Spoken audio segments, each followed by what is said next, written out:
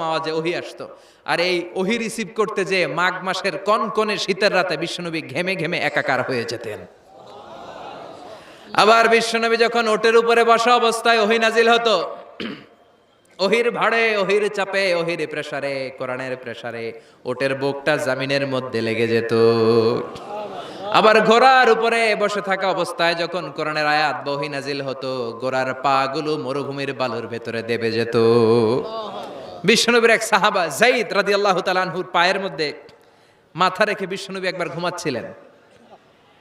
1 ঘন্টা 2 ঘন্টা ঘুমিয়ে রইলেন, যায়েদ মাথায় ব্যথা পায় না। হঠাৎ বিশ্বনবী ঘুম থেকে জাগলেন। জাগার পর ওইখানে কি হয়েছে?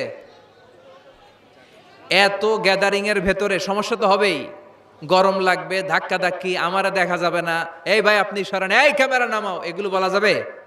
এগুলো বললে আজকে আমি ওয়াজ করতে পারবো? যে যেইখানে যে অবস্থায়